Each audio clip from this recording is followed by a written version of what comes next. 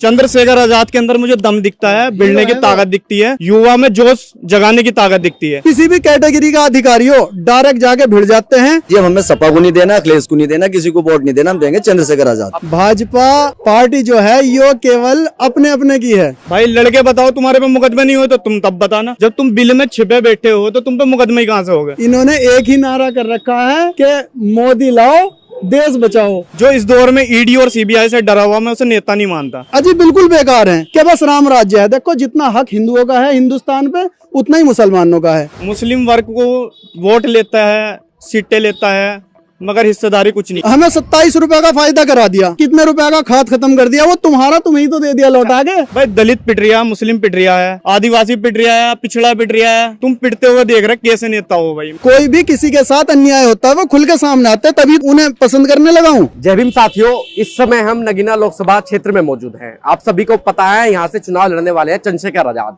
आप मेरे पीछे देख सकते हैं कुछ युवा लोग मौजूद हैं। चलिए इससे बातचीत करते हैं चंद्रशेखर भाई के बारे में। क्या नाम है भाई आपका? जी मोहम्मद शादाब नाम है मेरा। शादाब भाई, जिस तरीके से चंद्रशेखर भाई ने यहाँ से चुनाव लड़ने का ऐलान किया, क्या आया सबसे पहले दिमाग में सवाल?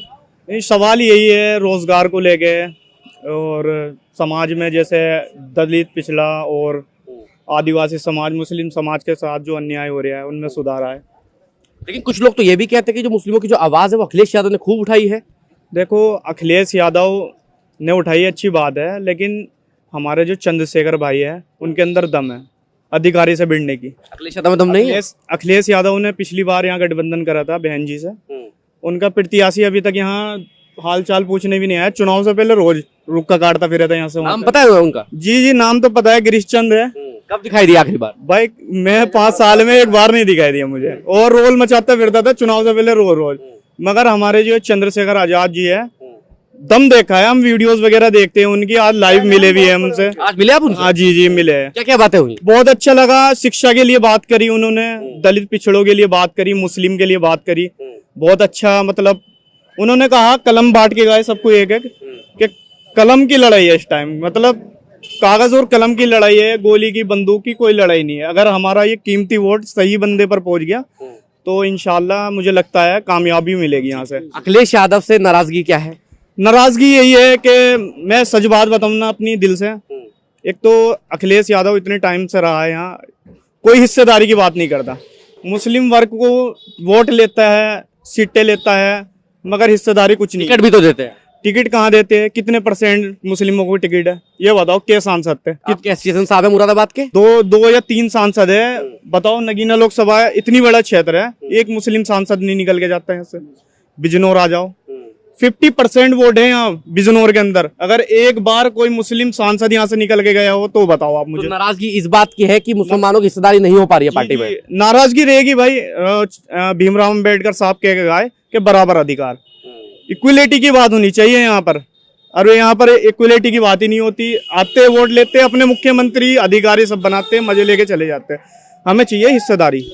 अरे हम भाई से हिस्सेदारी की उम्मीद है या जी कुछ और उम्मीद कर रहे हैं? बिल्कुल, उनकी विचारधारा मुझे अच्छी लगती है। बहुत अच्छे विचारधारा के आदमी है वे बल यहाँ आज भी बोल के गए हैं कि एक बार बना के देखो नगीने, क्या मतलब नगीने को बदल के दिखा दूंगा मैं। तो मुझे इंशाल्लाह उम्मीद है उनसे कि वह सारे जितने भी नेता यहाँ हमारे वोट खरीद के गए हैं उनकी तरह ना निकले गए। बहुत अच्छे लगे मुझे उनसे मिलकर। बहन जी के बारे में क्या विचार है? देखो बहन जी जो है इस वक्त बहुत साइलेंट है, ईडी और सीबीआई से डरी पड़ी है। जो इस दौर में ईडी और सीबीआई से डरा हुआ, मैं उसे नेता नहीं मानता।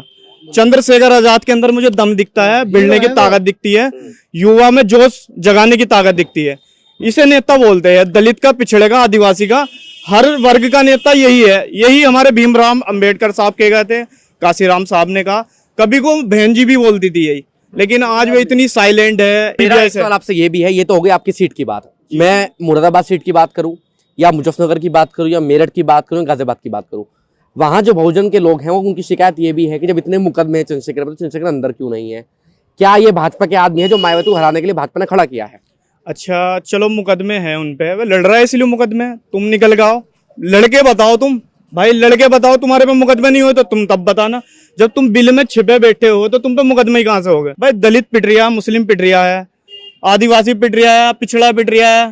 भाई तुम पिटते हुए देख रहे कैसे नेता हो भाई। मेरी तो यही गुजारिश है भाई, जब तुम्हारे ऊपर कोई मुकदमे नहीं है फील्ड में को निकल गाओ, हम देखे कितने मुकदमे होते हैं तुम पे।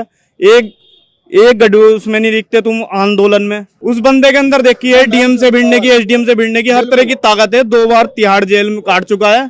आज बता रहे थे कि 3 गोली इधर को निकल के गई है और एक लगी भी है।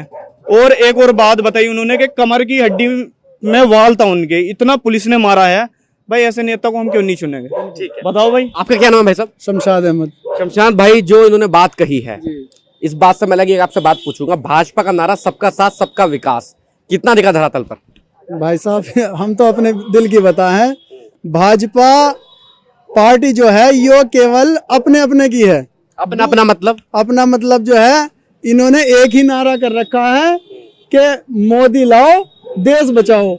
आगे समझ में दूसरी किसी चीज का कोई सा भी विकास हो, कोई सा भी धर्म हो, इन्हें कोई मतलब नहीं है। सिर्फ ये है कि हिंदुस्तान वो कैसे कहते हैं राम की वो लानी, आगे समझ जितने राम राज्य लाना है इन्हें। यहाँ हिंदुस्तान एक ऐसा देश है, यो आजाद देश है।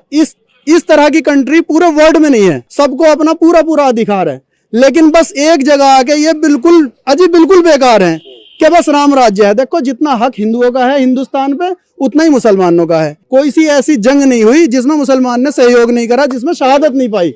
कोई नारा हो, कोई राष्ट्र गीत तो हर एक मुसलमान का दिया हुआ है भाई साहब। सब भाई मेरा एक सवाल आपसे ये भी है ना कि जो योजनाएं आती हैं, इतने हाईवेज बन रहे हैं आपकी साइड में, कानून की बात, एक मिनट, कानून की बात है तो वो तो योजनाएं सबके लिए है। मैं बताऊं आपसे, देखो मैं बताऊं, यूरिया पे जो है 50 किलो का कट्टा था, 45 कर दिया, 45 से 40 कर दिया। बिना पढ़े लिखे उन्होंने कहा कि भाई योगी ने बहुत बेहतरीन काम कर दिया कि देखो जी हमें 27 रुपए का फायदा करा दिया, कितने रुपए का खाद खत्म कर दिया, वो तुम्हें तो दे दिया लौटा के। आवारा पशु के क्या हालचाल है?